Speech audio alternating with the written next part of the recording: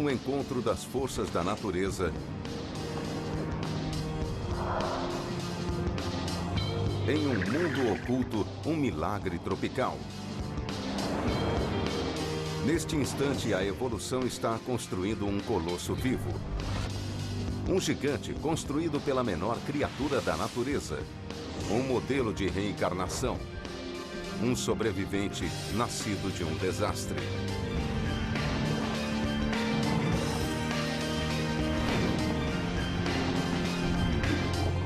A Grande Barreira de Corais.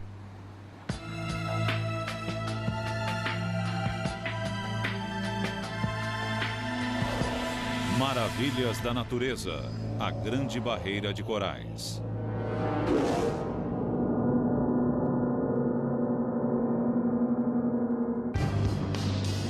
A maior estrutura do mundo não foi construída pelo homem, e sim pela natureza.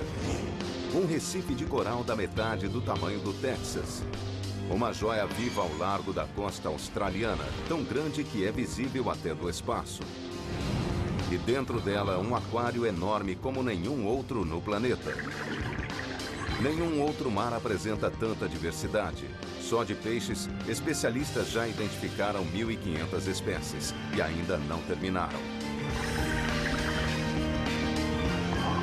A Grande Barreira de Corais é uma verdadeira mostra de beleza, uma exibição do que existe de mais singular, um refúgio para aqueles sob risco de extinção.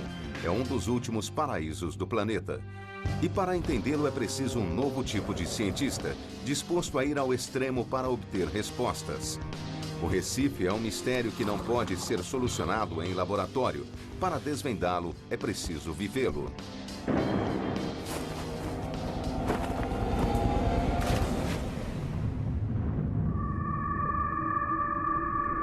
A beleza nada lado a lado com a violência. Aqui os peixes têm a menor expectativa de vida do planeta. Contudo, o Recife é uma orquestra de viventes.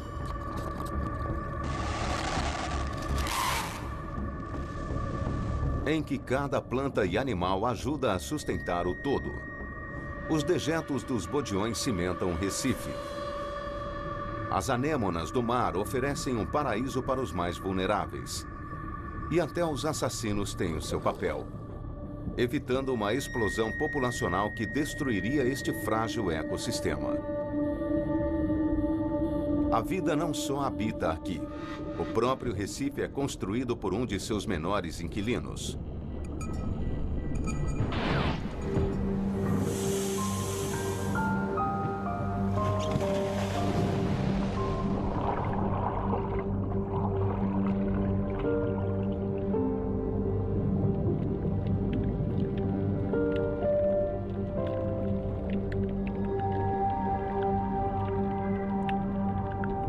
Há mais de 15 anos, o cientista Dave Wockenfeld vem até aqui estudar os pólipos de coral. Essas criaturas minúsculas são parentes próximos das águas vivas, só que bem menores.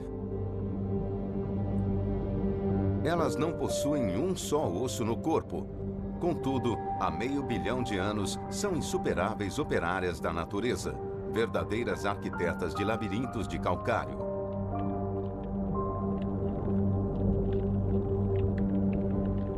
Observando a superfície desses corais, dá para ver centenas de minúsculos pólipos.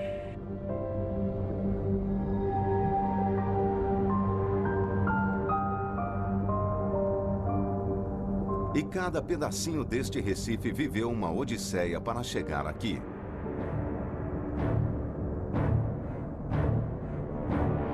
O coral começa sua vida em forma de larva, flutuando livremente pelo oceano. E para cada uma delas, as chances de sobrevivência são mínimas. Elas têm de evitar milhões de bocas ao cruzar até 1.600 quilômetros de mar aberto.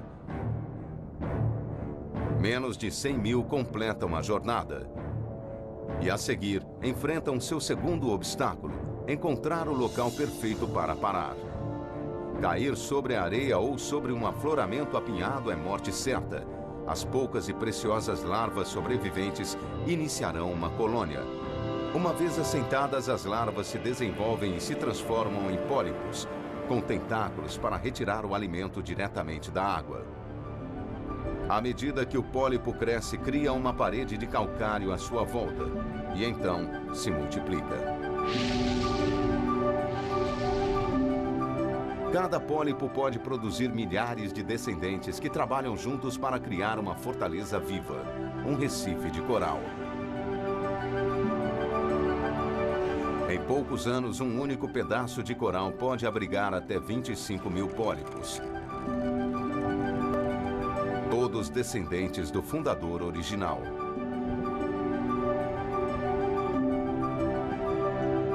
Essas criaturas vivem em passo rápido, mas nem todas morrem jovens. Muitos corais que ajudam a construir o Recife vivem somente alguns anos, mas outros, como indivíduos, chegam aos 1000 anos ou mais. Esses animais são tão antigos quanto qualquer outra planta ou animal do planeta. Eles são incríveis.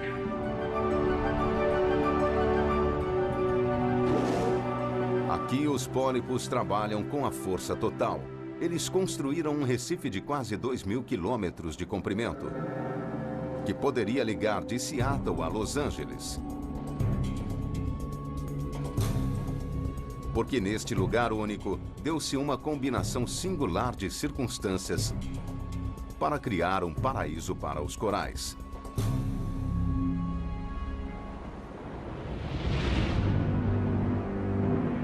Todo o Recife está alojado sobre uma borda parcialmente submersa da costa australiana, conhecida como plataforma continental. Outros continentes têm plataformas, mas nenhuma como esta. Ela é imensa. Em alguns lugares chega a ter 160 quilômetros de largura. E como nesta plataforma, é verão o ano todo.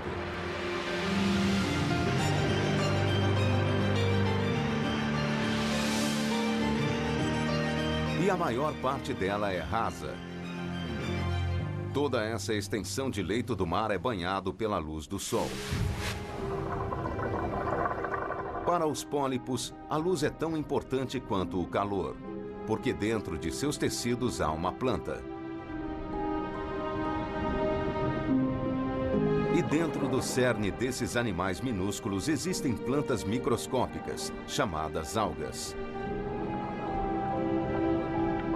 Mas estas não são parasitas. Nada disto aqui existiria sem elas. Quando as algas fazem fotossíntese, elas retiram energia da luz do sol, do dióxido de carbono e produzem açúcares que fornecem energia para o coral.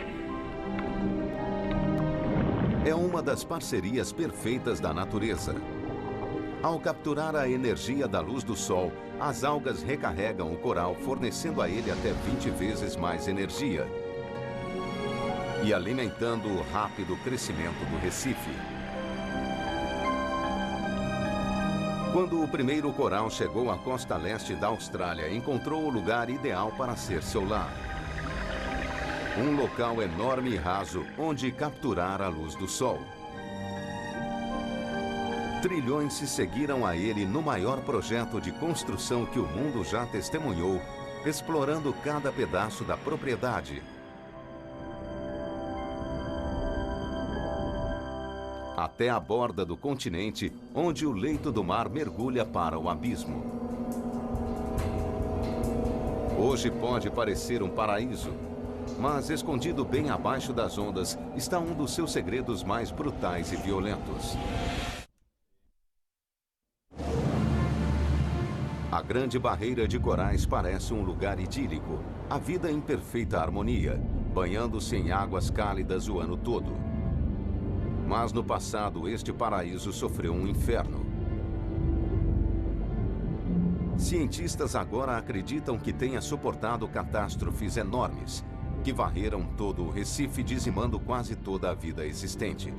Catástrofes que traumatizaram o planeta inteiro. E os cientistas só começaram a desvendar toda a verdade.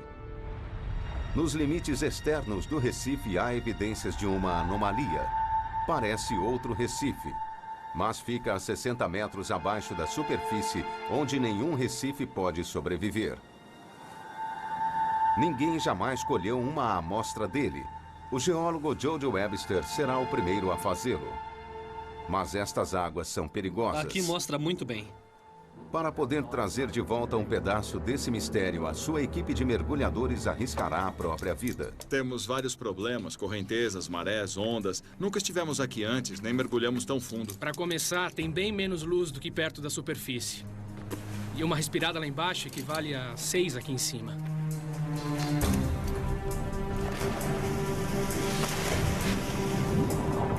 Ele só tem 25 minutos de tempo de mergulho e só a descida até lá levará 10 minutos. Tudo bem, Chico? Sim, tudo bem. Descendo agora.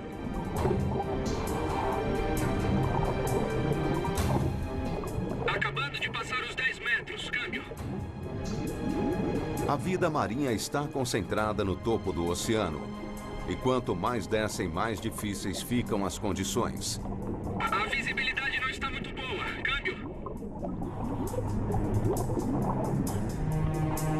A apenas 18 metros, a incidência de luz é só um quarto daquela na superfície. As cores produzidas pelos raios de sol desapareceram, deixando o mundo banhado no mais frio azul. Para as plantas, isso sinaliza o início da zona da morte. Chico, para que lado você acha que fica?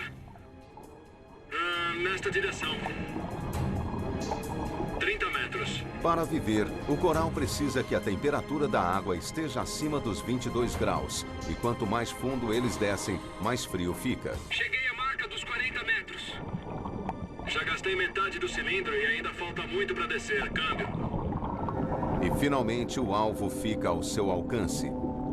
Só estou começando a ver o fundo agora. É a borda dele, que tem 50 metros. É um afloramento evidente e é bem grande. A parede é quase vertical, olha só. O Chico tá passando pela borda agora. Lá vamos nós, para o abismo. A 45 metros, eles estão entrando em um mundo onde os corais duros não conseguem sobreviver. Aqui embaixo existem apenas corais moles especializados, como estas gorgônias. É a última fronteira de vida no Recife. E os mergulhadores chegam ao seu objetivo, um cômoro enorme a quase 60 metros de profundidade. Eu só vou pegar essa amostra. E confirmando a profundidade, 58 metros. Aqui, o ar que eles estão respirando está sob pressão, compactado para que haja mais gás em cada inalação. Eu acho que tenho mais uns 10 minutos de ar, Chico. Eles precisam torcer para a rocha ceder antes É deles. uma coisa bem dura. Vamos pegar a amostra aqui mesmo. Ok, peguei a amostra.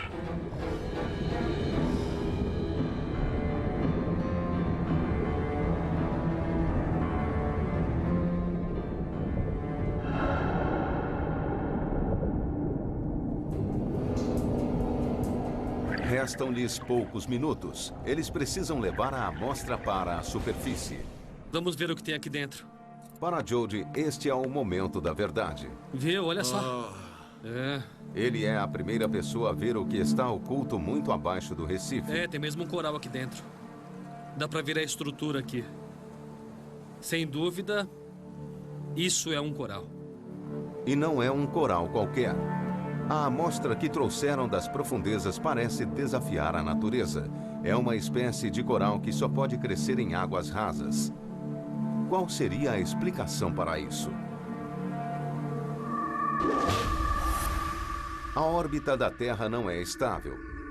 No decorrer de centenas de milhares de anos, excentricidades minúsculas em seu caminho fizeram com que o planeta balançasse em seu eixo. 18 mil anos atrás, ele se inclinou.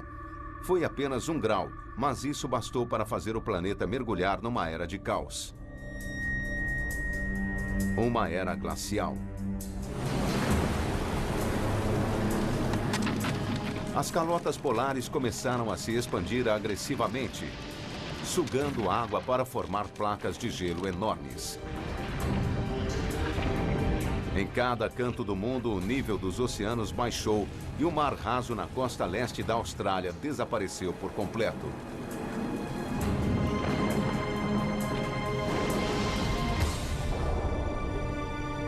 Elevado, um recife ressecou exposto ao ar e ao sol forte. 1 trilhão de criaturas minúsculas morreram em seu próprio lar. Para o coral foi um apocalipse. Quando a era do gelo terminou, o mar voltou e submergiu um recife morto. Mas o que o trouxe de volta à vida?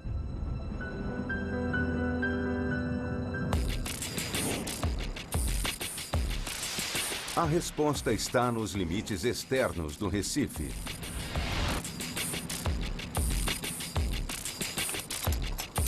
Will Gadd está indo ao encontro de uma força invisível da natureza, que espera todos os dias no mesmo lugar, o dia todo, a noite toda, o ano todo.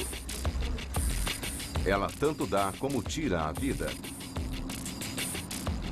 Este é um dos pontos de mergulho mais famosos que existe aqui. Estamos no topo do Recife Marginal número 10. Ali do outro lado dá para ver a onda arrebentando. Aquilo é mar aberto.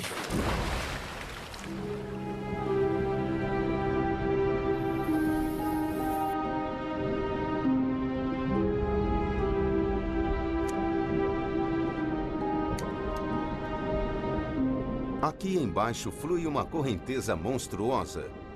Ela dispara ao longo do Recife muito mais rápido do que um humano pode nadar. A sua única opção é deixar-se levar. Mas o que pode matar um mergulhador é também o sangue da vida deste Recife.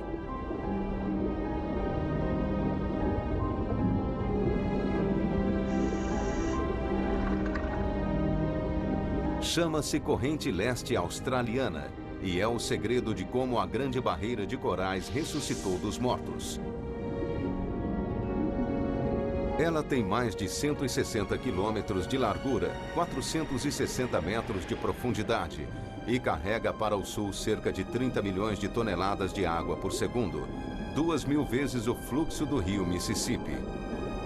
Ela carrega um suprimento constante de larvas de coral de outros recifes em outros oceanos, prontas para reparar quaisquer danos que o coral tenha sofrido, por maiores que sejam.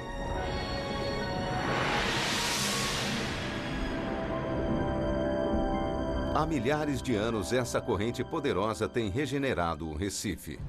Mas ela não é capaz de reparar tudo. Sob as ondas existem cicatrizes ainda mais profundas.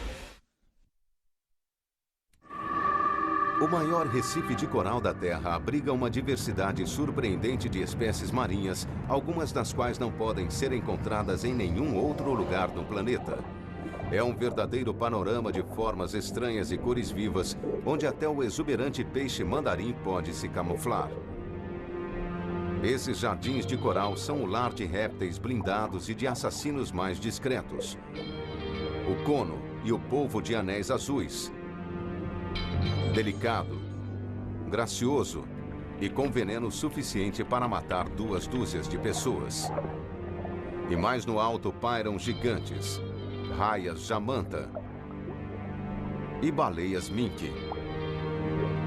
É o ecossistema mais diversificado conhecido pelo homem, mas este mundo era muito diferente. Onde hoje nadam peixes, voavam pássaros e toda esta floresta de coral já foi um emaranhado de árvores e arbustos. E este homem pode prová-lo. Numa área remota da costa australiana, o geofísico Thomas Stiglitz está procurando a última coisa que se esperaria encontrar no oceano: água doce. Estamos indo até uma praia no extremo norte. Fica numa comunidade aborígene, onde nos disseram que existem muitas nascentes na praia. Bom, se existe água lá, de onde viria essa água e como ela chegou até lá?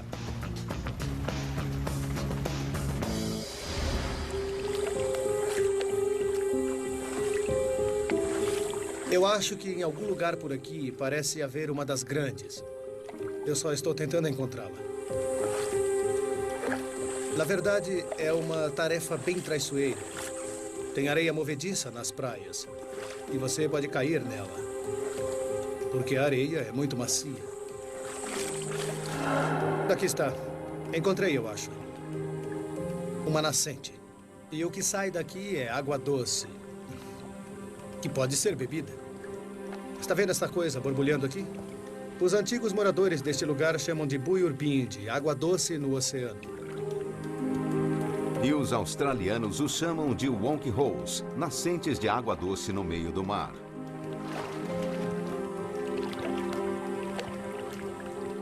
E é mesmo uma sensação esquisita. Quando se está no meio do oceano, pensa que com isso toda a água aqui deveria ser salobra, mas não é. Mas de onde vem a água doce? Existem pelo menos 200 nascentes como esta. Algumas têm até 18 metros de largura e outras podem ser encontradas até 30 quilômetros mar adentro. A pista para sua origem está em sua localização. Elas são encontradas do outro lado dos deltas de rios, pois escondidos sob a superfície existem rios subterrâneos muito remotos. É uma evidência de que em algum momento no passado, onde a grande barreira de corais existe hoje, não havia água, era tudo terra. Hoje, sob a superfície, existem canais que levam água doce para o mar.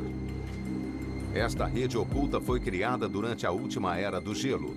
Todo este lugar foi transformado. O nível do mar caiu em 130 metros e apenas os rios fluíram pelas terras recém-criadas. Eles transformaram o leito do mar em uma paisagem verdejante onde árvores e arbustos prosperavam. Essa transformação surpreendente aconteceu 6 ou 7 vezes só nos últimos 150 mil anos.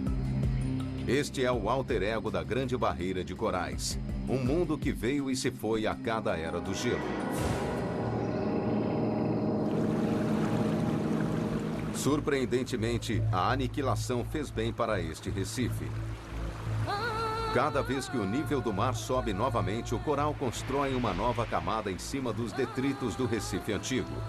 É um nível a mais nessa cidade de calcário. Assim, a cada extinção, o Recife acabou ficando ainda maior. Mas as nascentes submarinas jamais ficarão totalmente cobertas, porque o coral não é capaz de crescer na água doce. Elas permanecerão como um lembrete indelével das vidas passadas do Recife.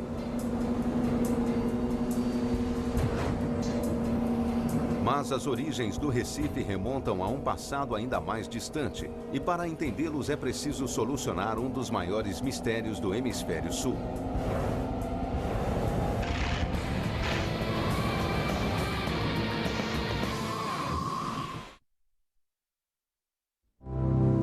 É preciso um conjunto singular de circunstâncias para construir algo do vulto da Grande Barreira de Corais. E a mais importante delas é a localização perfeita.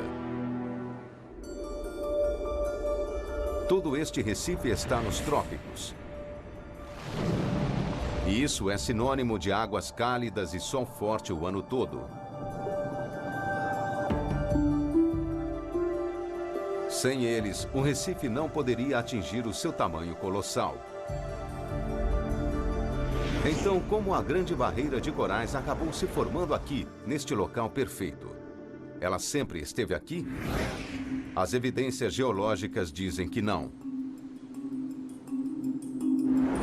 Incrivelmente, parece que a vida na Austrália começou na região mais meridional possível, como parte da Antártida. Fria e escura demais para este Recife épico. Mas as evidências dessa transformação incrível não estão no mar, e sim em terra. Algo muito grandioso transformou este lugar em mundo escuro e frio, num cálido paraíso tropical. A resposta está encerrada em uma cadeia de montanhas que se estende pela costa leste da Austrália como uma espinha dorsal rochosa, chamada de Grande Cordilheira Australiana. O superdetetive geológico Kurt Nessel está caçando a montanha certa, uma que contenha as respostas. Mas esta cordilheira tem 3.200 quilômetros de comprimento, portanto ele trabalha com o parapentista Will Gadd para cobrir mais terreno.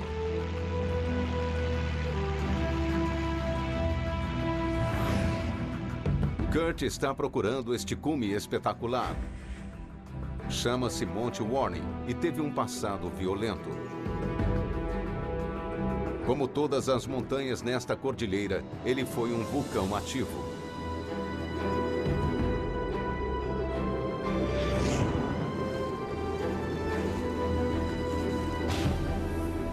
Bom, estamos olhando para o núcleo do vulcão que é conhecido como Monte Warning. Aquele cume está a um pouco mais de 1.100 metros.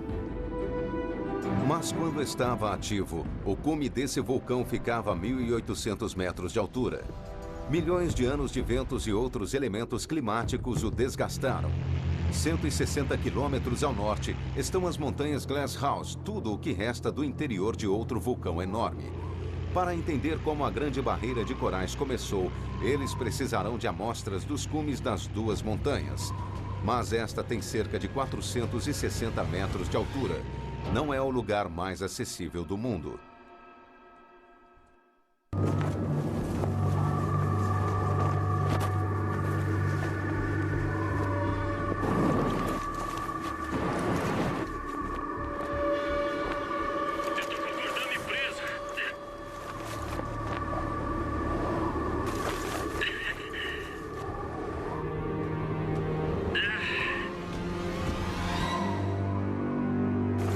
Depois de retomar o controle do parapente, a busca pode começar. Essa é a nossa missão, as montanhas Glasshouse. O tempo erodiu tanto este vulcão que ele está irreconhecível. Tudo o que resta é o núcleo de lava que um dia estava ativo no vulcão. Ele se esfriou e formou este pináculo de rocha, e suas fendas servem de bom apoio para as mãos.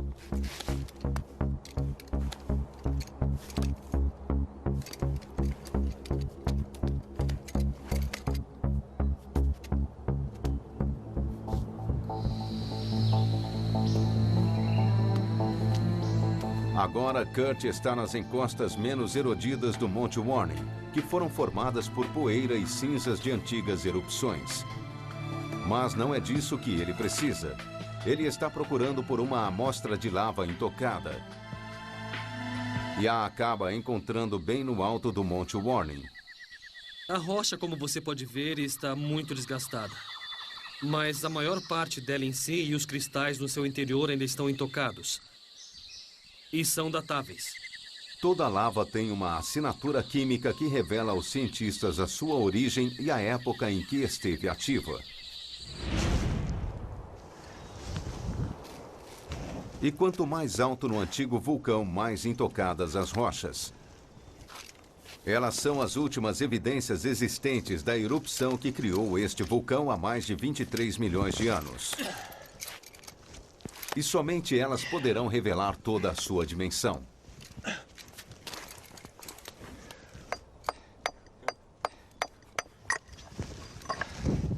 A 150 metros, Will finalmente consegue colher uma amostra. Agora só tem que descobrir como descer.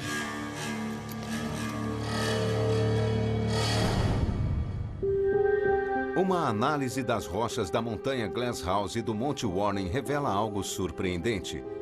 A lava contida no interior destas duas montanhas, distantes 160 quilômetros uma da outra, tem a mesma origem. Como é possível? A resposta está num fenômeno geológico incrivelmente raro. Muito abaixo da Austrália, no interior derretido da Terra, existe um hotspot, uma área misteriosa composta de rocha liquefeita. Ele é quente o bastante para deslocar a lava fresca até a superfície. Mas há algo muito especial sobre os hotspots. Algo que permite a eles revelar a história do passado da Austrália. Porque os hotspots não se movem, mas os continentes sim, e deslizam por sobre eles. Esta cordilheira é um registro dessa movimentação. Com dezenas de milhares de anos de idade, ela prova que a Austrália tem se movido para o Nordeste desde a Antártida. Cerca de 13 centímetros por ano. E isso a torna o continente mais veloz do planeta. 50 milhões de anos atrás, a Austrália ficava perto do Polo Sul. Águas frias e o mais escuro dos invernos, cenário onde nenhum coral poderia sobreviver. Mas então ela começou a se mover para o norte. 18 milhões de anos atrás, ela chegou em cálidas águas tropicais. Somente aí o maior recife do mundo pôde nascer. A jornada épica da Austrália pode ter criado condições perfeitas para o coral, mas também o colocou na linha de fogo das tempestades mais violentas do planeta.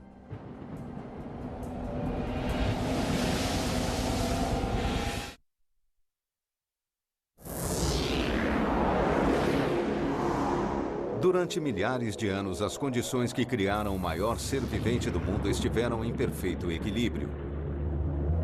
Até mesmo os elementos locais trabalham em harmonia para criar o Recife. Localizado nos trópicos, o Sol atinge a água em um ângulo tão preciso que praticamente nenhum calor é refletido. Ele é todo absorvido pelas cálidas e férteis águas. Mas nem tudo aqui é tão benigno. Algumas das forças mais brutais da natureza atuam neste mar.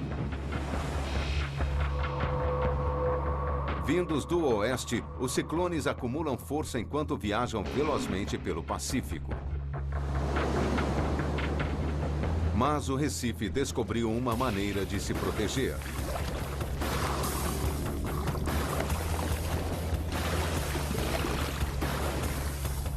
Há um motivo para o nome Grande Barreira. Ela atua como um quebra-mar, absorvendo o impacto das tempestades e abrigando o litoral. É a primeira linha de defesa da Austrália contra a fúria do oceano, protegendo não apenas o Recife, mas todo um continente.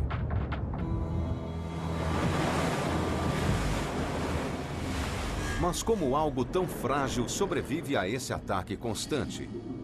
De fato, ele não só sobrevive, como milagrosamente prospera.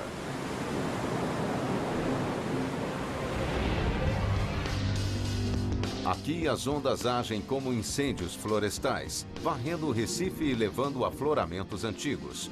O coral morto ou moribundo é removido e abre-se espaço para a vida nova. E o movimento das ondas leva para longe a areia e o lodo que poderiam sufocar os corais. Essas ondas destrutivas fazem parte do ciclo de vida do Recife, tanto quanto os animais que o habitam e os corais que o formam.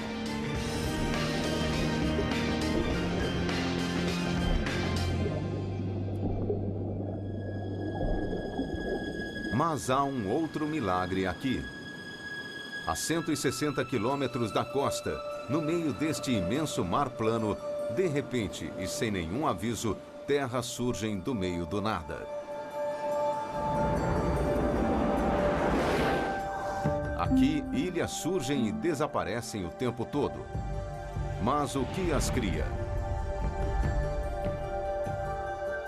Esse processo mágico é mais facilmente visto do ar.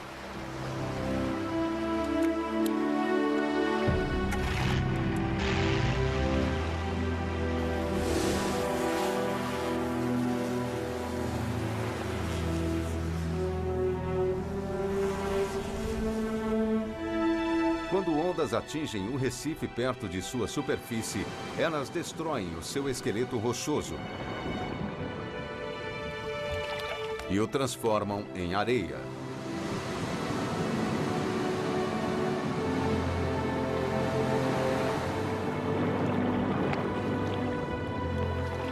A areia vai assentando uma camada após a outra até que finalmente emerge uma ilha.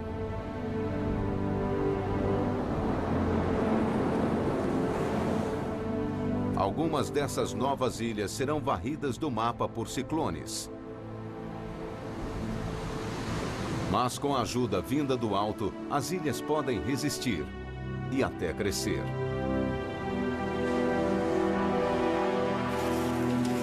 Como uma estrada com poucos locais para descanso, a ilha embriônica torna-se um paraíso para os viajantes.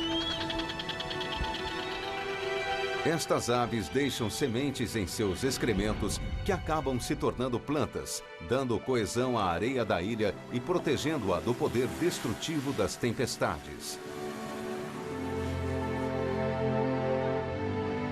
É todo um paraíso saído do mar, consolidado pelos animais que nele vivem. Hoje, os elementos que sustentam o Recife estão em sintonia: o sol, o vento e as ondas. Mas não é preciso muita coisa para desequilibrá-los e causar um evento desastroso nesse Recife imenso.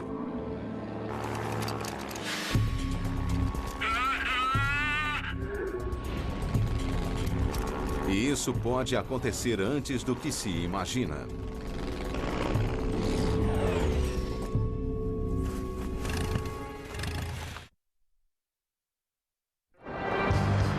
$18 milhões de anos atrás, uma série de eventos notáveis conspirou para criar a Grande Barreira de Corais.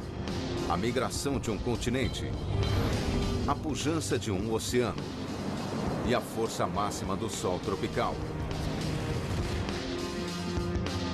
O resultado é um mundo tão resistente quanto belo. Ele já passou por numerosas catástrofes e todas as vezes ele se recuperou. Mas hoje a Grande Barreira de Corais enfrenta o seu maior desafio: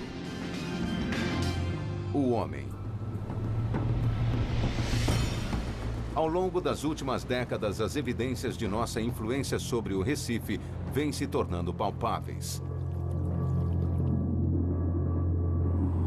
O biólogo marinho Uwe Heg Guber está na linha de frente para protegê-lo.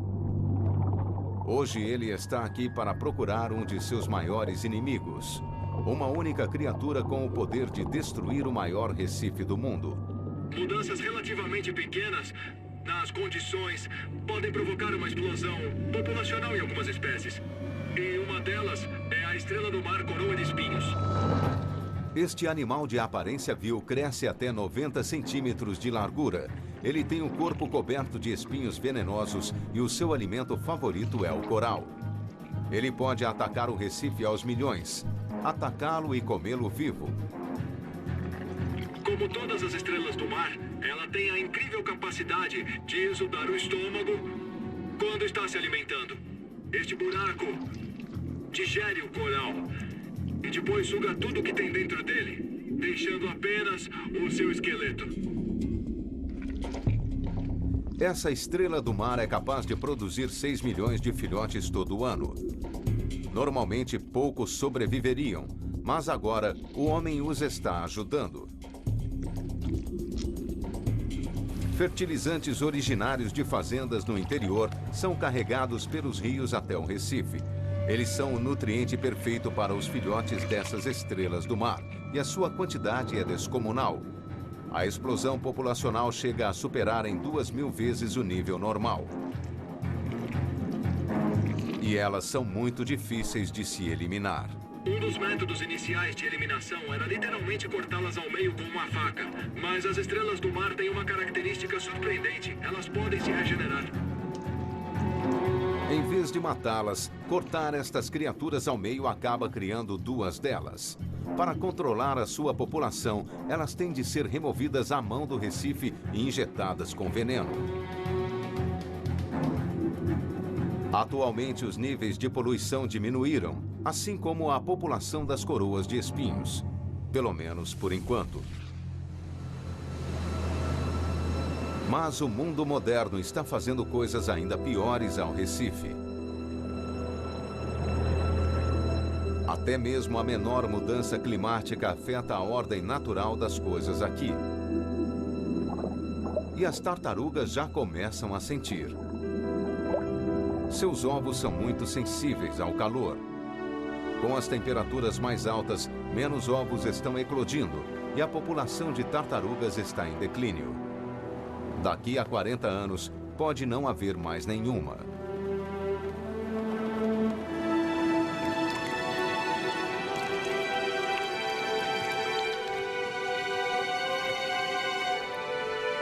E o próprio coral corre grande perigo, porque a temperatura da água é uma questão de vida ou morte. Uma mudança de apenas 1 ou 2 graus pode extingui-lo. Mas os cientistas estão descobrindo que o coral não é totalmente indefeso. Ele tem um mecanismo de proteção inacreditável.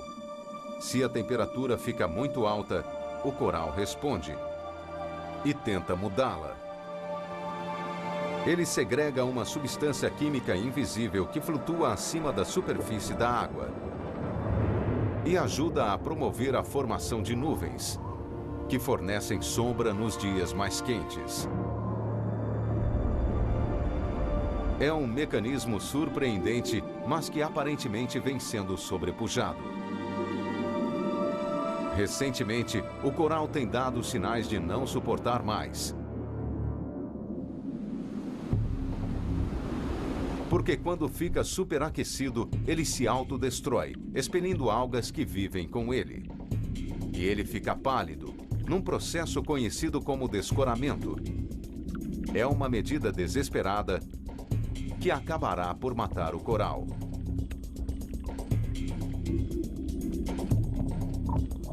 Portanto, UV monitora o Recife constantemente para ver quais corais correm risco.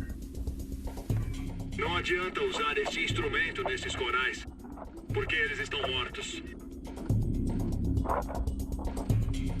Um aumento de apenas 1 ou 2 graus na temperatura acabaria com praticamente todo o coral da Grande Barreira. E essa mudança pode ocorrer nos próximos 60 anos.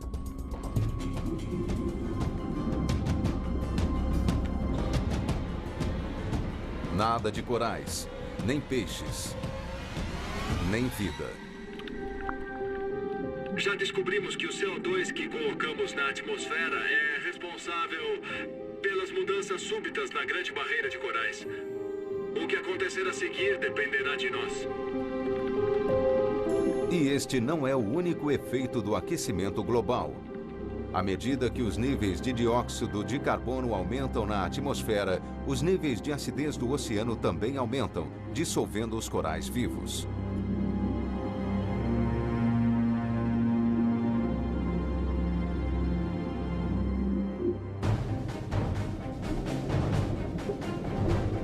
Se isso continuar, a Grande Barreira de Corais perecerá. Nossa geração talvez seja a última a ver essa maravilha natural tão incrível como ela é hoje.